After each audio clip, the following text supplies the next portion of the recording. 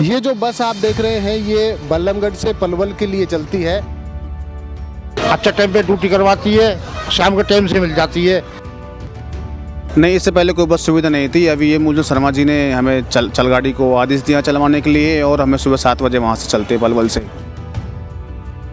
सवारियों को पॉजिटिव रुझान आ रहा है, उनको अच्छी सुविधा मिल रही है। आज़ादी के बाद पहली बार ये पहल हुई है। आज हमारी बहन बेटी अगर पढ़ने जाएंगी यहाँ से तो उनको समय पे सुविधा मिलेगी, कॉलेज टाइम पे बस मिलेगी। हमारी विशेष कवरेज में आप देखेंगे कि जो मांदकौल गांव है उसमें पहली बार आज़ादी के पहली बार बस सेवा शुरू की गई है। वहाँ के लोग कितनी खुशी में हैं, वहाँ की जो जनता है वो कितनी खुशी में है, स्कूली बच्चे और काम धंधे के लिए बाहर जाने वाले लोगों को कितनी खुशी मिली है। ये जो बस आप देख रहे हैं ये बल्लभगढ़ से पलवल के लिए चलती है। इस बीच में मांदकौल के लिए भी ये पहुँचती है। दरमियान इसमें जनौली, फतेहपुर बल्लौच, मांदकौल, डीग, इस तरीके से ये बस निकलती है और सवारियों को लेती हुई।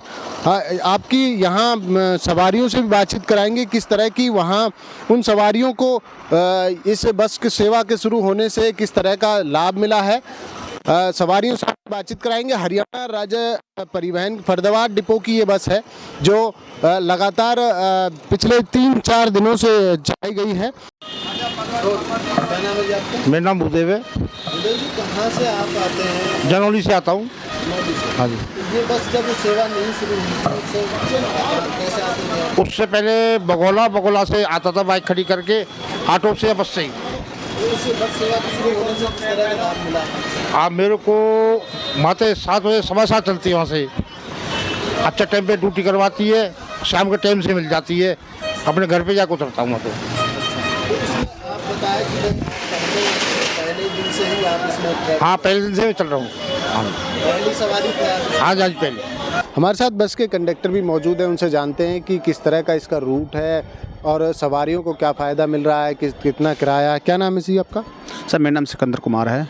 सिकंदर जी, कहाँ से ये बस बन के चलती है, किस रूट पे कौन कौन से स्टॉपेज हैं और किस तरह की सवारियों का किस तरह का रुझान है, उनको किस तरह का फ़ायदा मिल रहा है?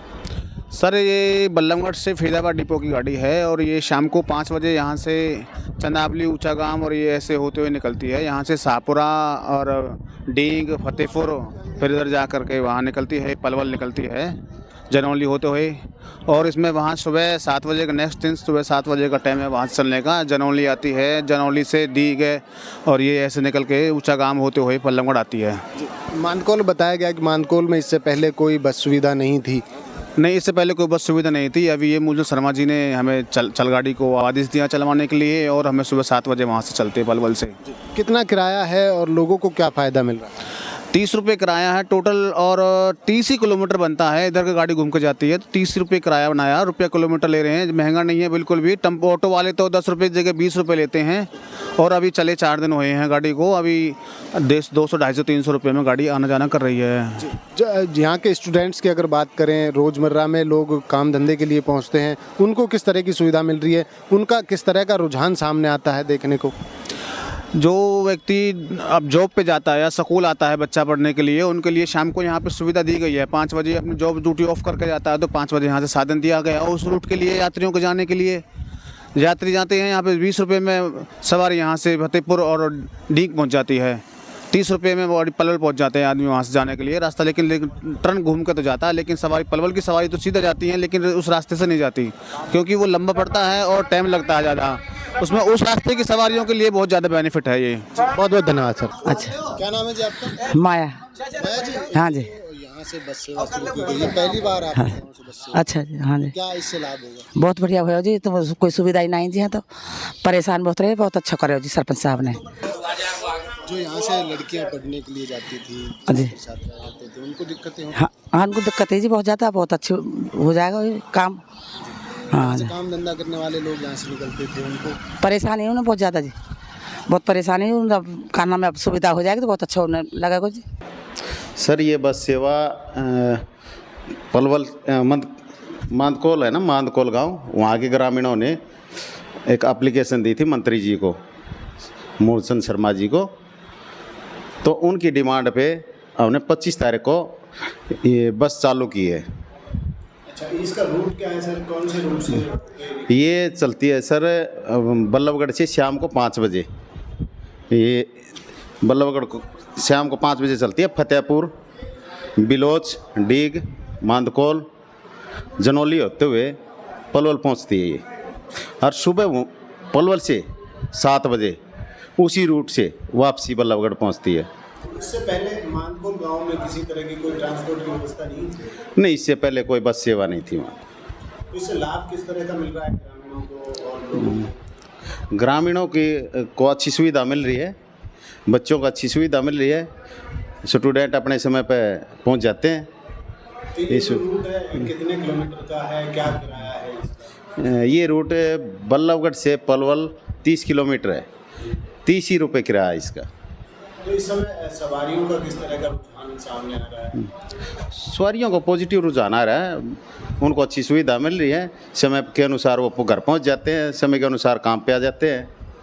तो ये जो काम किया गया है, ये ग्रामीणों के अनुरोध पे जो काम किया गया है, बस सेवा सुचारू रूप से चालू की गई, तो इसमें आगे भी और भी बसें बढ़ाई जाएंगी या फिर सवारियों की डिमांड के अनुसार और कुछ भी परिवर्तन किए जा सकते हैं? हाँ, क्यों नहीं। अगर सवारियों की डिमांड होगी तो हम और दूसरी बस चालू कर देंगे।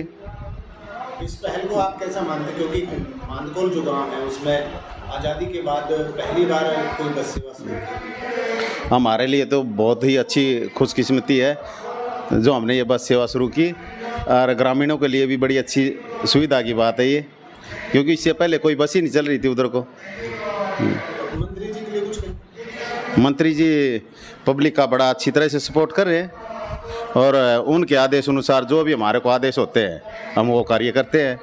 हमारे जीएम साहब जैसे भी हमारे को आदेश करते हैं, मंत्री जी करते हैं, उसी हिसाब से हम काम करते हैं। मानकोल गांव के और भी ग्रामीण हैं, इनसे बातचीत कराते हैं। आपकी क्या नाम है जी आपका? सुखदेव शर्मा जी। सुखदेव जी, यहाँ जो पब्लिक ट्रांसपोर्ट की व्यवस्था पहले नहीं थी, तो किस तरह की दिक्कतें यहाँ लोगों को देखनी पड़ती थी, और अब पब्लिक ट्रांसपोर्ट होने के बाद में किस तरह की सुविधाएं मिली हैं? देखो, सुविधाएं तो बहुत सारी मिल गई हमें।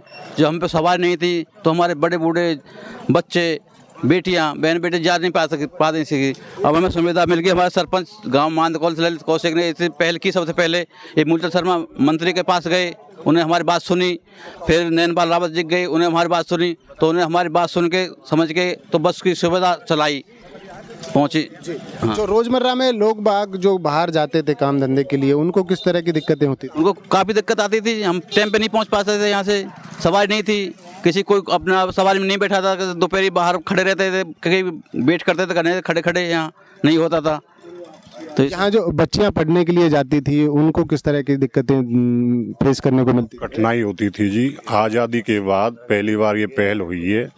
जो हमारे असावटी है, रेलवे स्टेशन है, हमारे बुजुर्ग, हमारी बहन बेटियां आज तक रेलवे लाइन के साथ साथ बटिया में चलती आई हैं, पत्थरों में चलती आई हैं, और उनके कारण कभी रेल निकल जाती है, लेट हो जाते हैं, कॉलेज लेट हो जाता है, फेल भी हो जाते हैं बच्चे। बहुत अच्छा काम किया ललित जी ने और मूलचंद शर्मा जी ने जो ये पहल की है। धन्यवाद। क्या नाम है जी आपका? गिरिराज प्रसाद शर्मा।